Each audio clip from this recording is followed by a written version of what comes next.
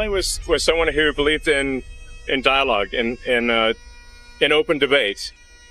He was a man of ideas. He spoke eloquently. The public narrative had been meticulously constructed, a story of resilience and continuity in the face of unimaginable tragedy. Erika Kirk, the composed widow, had seamlessly transitioned from grieving spouse to chief executive officer and chair of Turning Point USA, her ascent blessed and amplified by the most powerful digital megaphone on the planet, Elon Musk.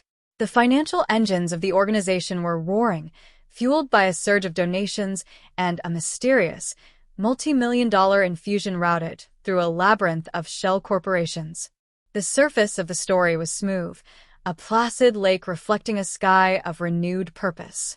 But beneath that still surface, in the deep, dark waters of data and digital footprints, a frantic and silent war was being waged, a war not for the future, but for the past. This is no longer merely a story about a succession. It is a forensic investigation into the architecture of a new reality, built brick by digital brick over the grave of the old. The discovery of the anomalous financial transaction was the first crack in the facade, a signal that the story was far more complex than a simple transfer of leadership. It prompted a deeper, more dangerous line of inquiry. If the financial underpinnings were being orchestrated with such opacity, what other elements of the historical record were being manipulated? The investigation soon pivoted from following the money to chasing digital ghosts. A team of forensic data analysts and private cybersecurity experts, operating on the fringes of the internet, began to notice a disturbing and coordinated pattern: the systematic erasure of key digital records pertaining to Charlie Kirk's final months, and particularly his wife's activities during that period. This was not a haphazard cleanup. It was a precision strike on memory itself. It began with minor discrepancies that only a dedicated archivist or a paranoid mind would notice. Archived versions of the Turning Point USA website, cached by third-party services, showed that certain blog posts and event calendars from the 6 months leading to Charlie's death had been subtly altered or removed entirely. A post about a donor retreat in Aspen, previously listing Erika Kirk as a host, now showed only Charlie's name. A calendar entry for a private meeting with a group of influential tech investors was wiped clean. At first, these changes could be dismissed as routine website maintenance, a rebranding for a new era. But the pattern quickly escalated in both scale and sophistication, moving from the public-facing website to the organization's digital backbone. Former staffers, speaking on condition of anonymity for fear of professional reprisal, reported that their access to old internal communication servers, Slack channels, email archives, shared drives, had been abruptly and permanently revoked. The official memo, circulated by a newly installed chief information officer from a background in private equity, cited a system-wide security upgrade and data migration to a more robust, cloud-based infrastructure.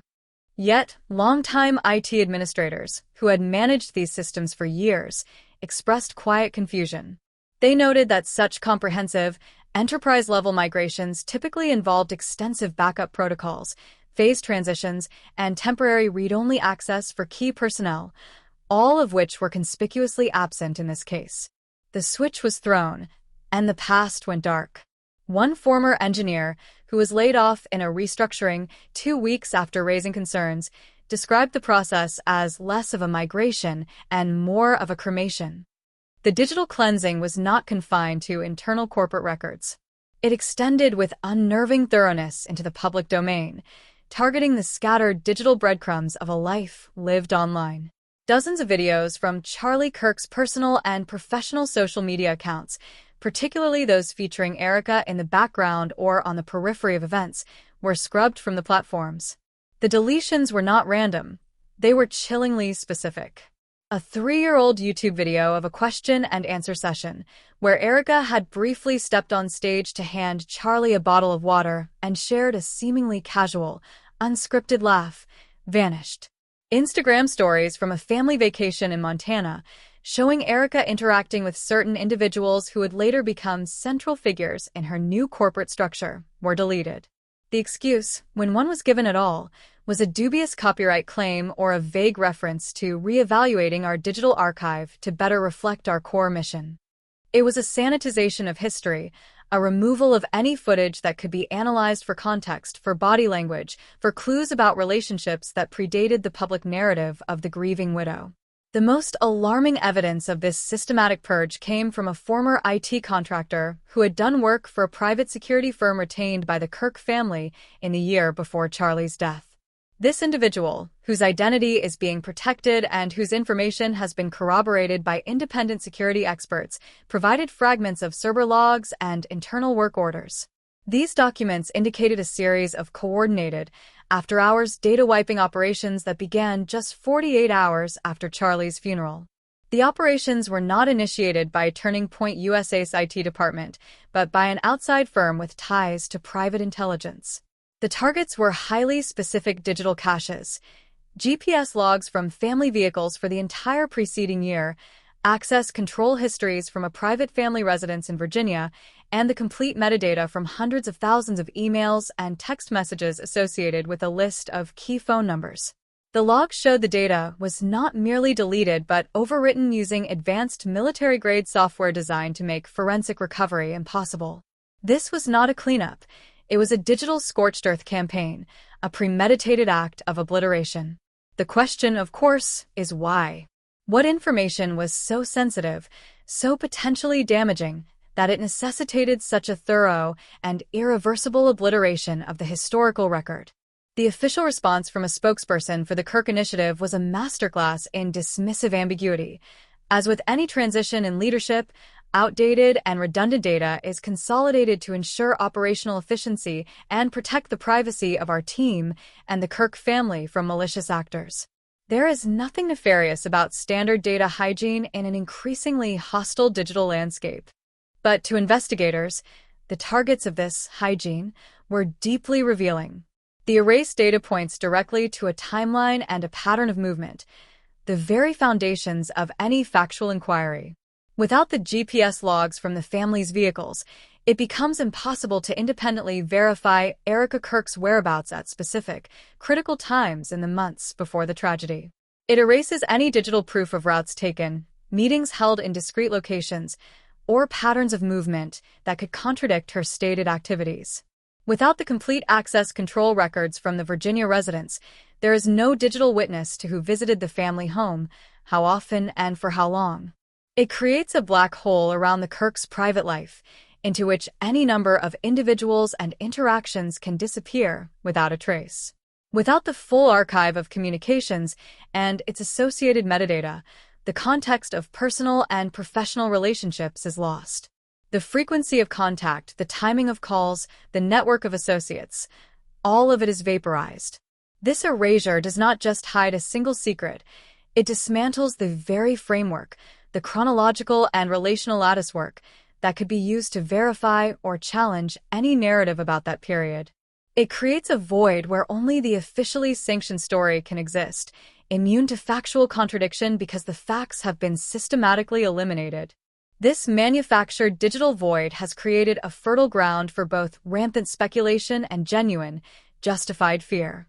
The absence of evidence becomes, in the twisted logic of the situation, evidence of a plot. More tangibly, several potential witnesses and sources who were initially cooperative with independent journalists have since gone completely silent. In two separate cases, individuals who had promised to provide documents and sworn statements recanted abruptly, citing personal reasons and a desire to move on and not dwell in the past. The pressure, while invisible and never explicitly stated, is palpable. It is the pressure of a narrative that is too powerful, too well-funded, and too determined to allow for loose ends or dissenting voices. It is the quiet understanding that challenging the new order carries professional and perhaps personal consequences. The powerful alliance that propelled Erika Kirk to power, a formidable fusion of Musk's unprecedented platform control, the strategic might of the Trump political machine, and the vast financial and rhetorical resources of a galvanized conservative movement, now acts as an impervious shield.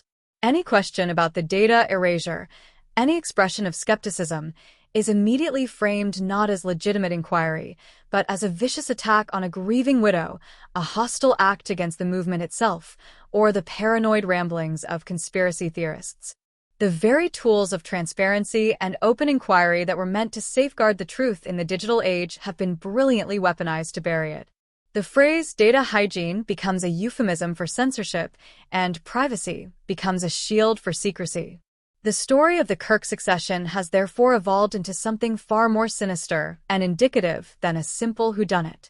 It is a stark, chilling case study in the mechanics of modern power. It demonstrates how influence in the 21st century can be leveraged not only to amplify a chosen story, but to actively dismantle and delete any competing ones. The digital age, which once promised a permanent, unforgetting record, has also given rise to the tools of perfect, untraceable oblivion. The battle for the truth of Charlie Kirk's legacy is no longer about finding a smoking gun.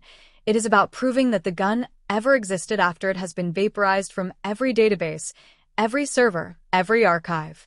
It is a battle against a void, a fight to assert that what is missing is, in itself, the most important evidence of all.